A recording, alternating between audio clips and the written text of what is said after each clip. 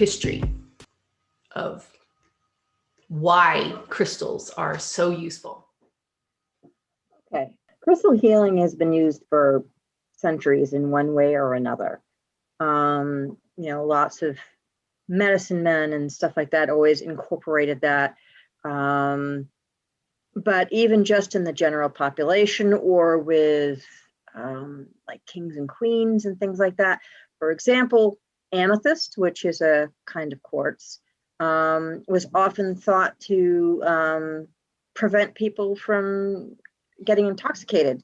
So they would either put a piece of amethyst under their tongue while they drank, or they would sometimes have goblets made out of them to help prevent that.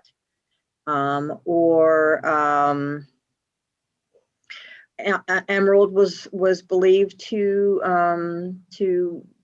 keep yourself from being poisoned. So for the same reason, sometimes kings and queens would put them in their mouth well before they would eat or drink something to make sure that they would stay well. Now, does that mean that those things actually can do those things? Yeah. See, that's the thing. Crystal healing is about helping you get better. It's not going to fix things. It's kind of like saying, I have depression, so I'm going to take this medication and it's just going to fix me. And that's not how it works. The medication is there to assist you, to allow you to do your own healing process. It's not going to heal you. So it's the same thing with crystal healing, where it was thought, oh, well, this will just fix it. Well, no, that's not how it works, but it allows you to have some assistance in being able to heal those things for yourself.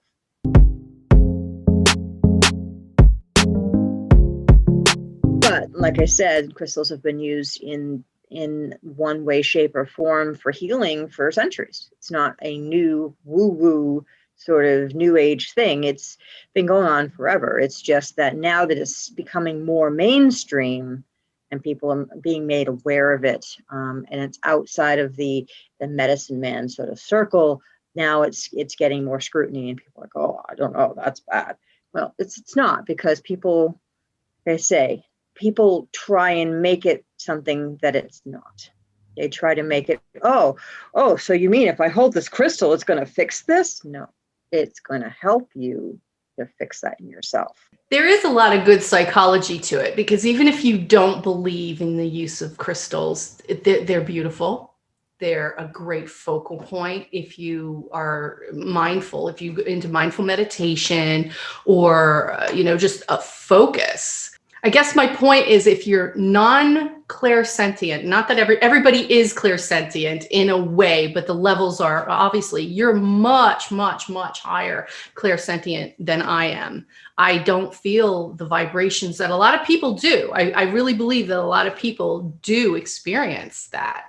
Do you want to share something that you've experienced? I was just going to say that when it comes to the clairs, which I know you've talked about on this channel already, everybody has a mix of these clairs, and they are of different, like I'm stronger in the clairsentient, but you're definitely stronger in the clairvoyance. Like I have a really difficult time actually, using my clairvoyance skills, even though I have them. Like you said, it's a scale. It's not a on-off switch. It's not I don't have that skill. Everybody has that skill. It's just a matter of developing it and learning how to use it. So some people are just more naturally gifted with it, just like some people are more naturally gifted to run quickly or to swim fast or whatever. Other people have to work harder at it, but that doesn't mean you can't do it. Doesn't mean, oh, well, I'm not Jackie Joyner Kersee, so I shouldn't run. No, I'm not Michael Phelps, so I shouldn't swim. No, you just, you still just have to work a little harder at it. Doesn't mean you can't be successful at it. So the clairs are definitely a muscle. They're like a muscle.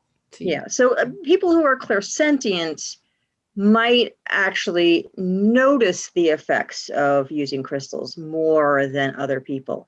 It doesn't mean they don't affect you just because you're not feeling it. Because if it's not something that's one of your strengths in the clairs, then you might not actually feel the difference when you're touching crystals. I happen to be one of these people that when I can touch crystals and I can actually feel it working for me. But that's me. And, not everybody's going to be me. The science part of it.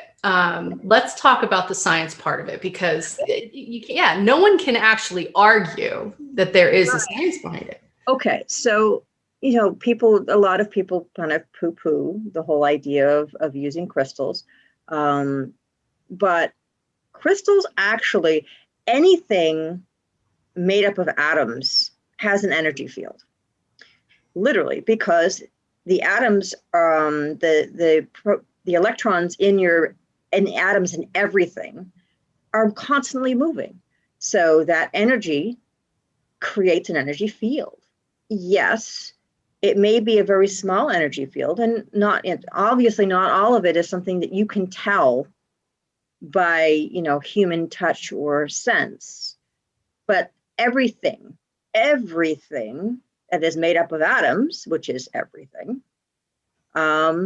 creates an energy field just by it existing. So, if you think about magnets, if you've ever done experiments with magnets and how you can push and pull them around by getting them closer to each other, or the way that they can attract other things to them, it's the same idea, basically. A magnet has a magnetic field. That's an energy field. And it's affecting the things around it. And so everything that you have in your space affects you. So that's why sometimes they talk about, EMF and energy fields that come from your cell phone, for example, that can stress you out or that kind of thing. It's a high energy field that you are subjecting your body to. That idea of energy fields playing off each other, that's where the crystal healing can come in, because you're choosing to place that thing in your energy field and allowing the energies to mingle and to, like I said, assist you in ways that you're having trouble with. But yeah, so there is a science behind it, even though, like I said, people will be like, "Ooh, that's pseudoscience, woo woo." It's not really, because science has proven that everything that exists that has atoms has an energy field, even if it's not discernible to the naked eye. Yeah. So when you think about energy fields and crystals and how do they work, and how are crystals even useful? So, for example, lasers are created with usually rubies. They use that to help create the laser. Sometimes it's sapphire, so that's why you'll either have a red or a blue one. But they're both actually cousins. Sapphire and ruby are actually the same material with different impurities to change the color. So they're both corundum.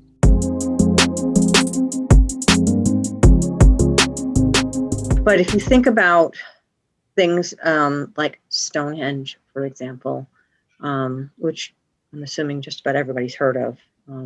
It's a very famous stone circle in Salisbury, England. And what's interesting about the makeup of Stonehenge is that most of the stones in the standing circle are made of a very specific material that it's called Preseli bluestone, and it has dolomite in it, and it looks like this. This is a polished piece, okay? But this comes from the Preseli Hills in Wales, and so they were brought several hundred miles over land from Wales to Salisbury to create Stonehenge. So obviously, the people who created Stonehenge way back believed that this crystal had certain powers to help draw in the energy to make the sacred circle better. Because why would they bother bringing these stones hundreds of miles and rather than using the stones that were in the area, unless it was important to them, unless they felt it was something special about it. So, so if you think about things like that, I mean, way back when they used to use things for very specific purposes, and that is one example of that. So again, it's not new. People have been doing things with crystals and rocks for years and years and years. And it's only now that we're starting to get back into it. And you do wonder how much of the ancient knowledge was lost about what the properties of crystals are and why people wanted to use them. I mean, even today, in a lot of Slavic countries, amber, okay? Amber, most children would actually wear a necklace like this. It looks quite a bit, not with the pendant, but like this, that they would use for teething, because they believed that this would help with the teething pain for children. So that's something that even in recent times, people are using for medicinal purposes. Even in science is chock full of history of a scientist looking for one thing. Let's say they're looking for the cure for cancer, and instead they find something for a migraine medicine, and it happens constantly. They're looking for one thing, or they believed in one thing, and over the years it's morphed and changed. Psychiatry, psychology, the way we do therapy has morphed over time, because what was once absolutely true, then they found something else out and something else out, and it will eternally be. But stones and crystals have been around forever. Right, they have. And the way that they've been used has changed and morphed and graphed over time. I guess what I'm trying to say is, if you're beginning this and you're like, well, I'm drawn to this crystal, but this book says it's not for this thing. Well, that book says, that person says, that's not the be all end all. Okay. Go with what your intuition is telling you over what that book says, is basically what I'm saying, because they're still speaking from their experience with that crystal. And yes, maybe they are someone who's very clairsentient and they're very attuned, but they're still a person that has their own issues and their own blinders, if you will. Why do they work? A lot of what crystals are made out of are things that are actually in our everyday lives. And a lot of them are on the side of your vitamin bottle. So if you think about what's inside the crystals that you would be touching, a lot of them have trace minerals that we actually ingest in our bodies every day to help our bodies work better. So for example, some of the trace impurities in the stones that give them their color would be things like iron.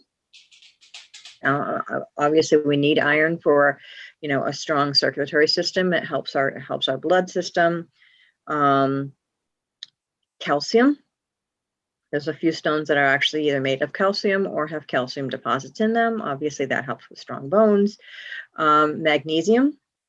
Magnesium is another one that helps with the circulatory system. Lithium.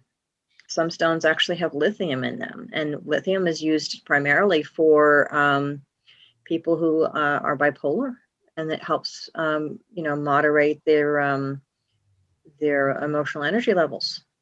So if you think about the fact that things that are in these crystals are things that science uses to help your body stay healthy in one way or another, then it makes sense why crystal healing would work. One of the most basic crystals is quartz. Clear quartz is usually here, let me show you. I've got a piece of it right here. This is just a little round thing of quartz here. Quartz is in a lot of things. Most of the sand on every beach everywhere has quartz in it. Okay.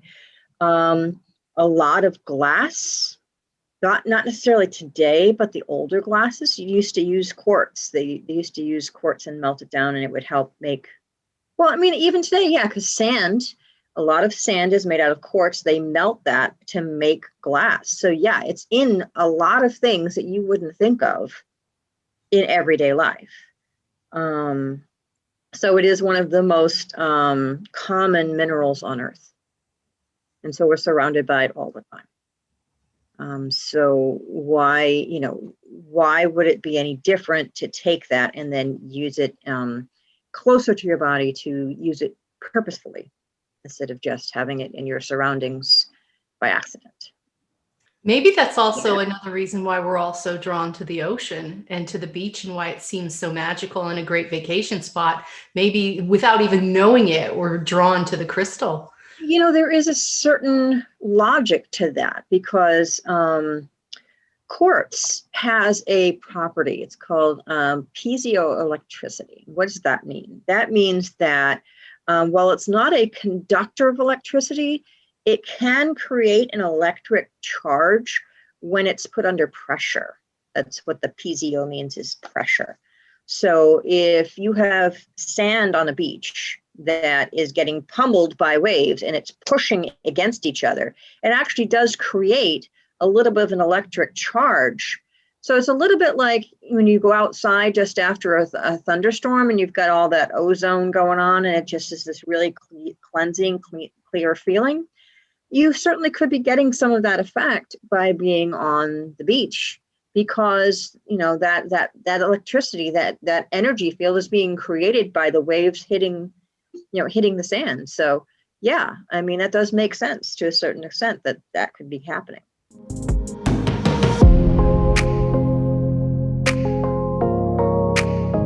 Now, if you're going to be doing crystal healing of any kind, and like I say, crystal healing can be just as simple as what I just said. I'm just going to put the stone in my pocket, and when I'm nervous, I'm going to just put my hand in my pocket and I'm just going to touch it, and it'll make me feel better. That is crystal healing. Okay, it doesn't have to be rituals and sage and all kinds of things. It doesn't have to be that. It can be that if you get to the point where you feel comfortable with that and it makes sense to you, great. But it doesn't have to be that complicated. It really can literally be just taking a stone and putting it in your pocket, and that's it. That's fine. A lot of energy work, regardless of whether it's crystal healing or any other kind of energy work, really comes down to your mindset and what makes sense to you. It really is a mind over matter thing. So, you can have as many crystals in your pocket as you want, but if you don't believe that they're going to do anything for you, they're not going to do anything for you, because you've already decided. Your brain has already said, that's not going to work for me. So the universe is going to give you what you asked for. It's not going to work for you because you just said it's not going to work for you. Psychologically, that fits as well, because you give your brain a command, it will follow. If you say, even with therapy, a person who says therapy doesn't work has already decided therapy won't work because they're not willing to do the work. Same thing. Yeah. It's the same thing.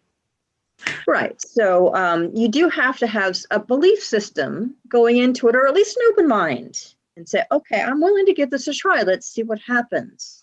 Michelle, thank you for doing this. And I'm sure there's going to be a lot more topics that we'll get together about. This has been amazing. I've learned a lot, just so much. And excellent. Thank you for your time. Of course. I love to talk about crystals. So it's a fun topic for me. And I'm happy to come back anytime. Thanks. We'll see you soon.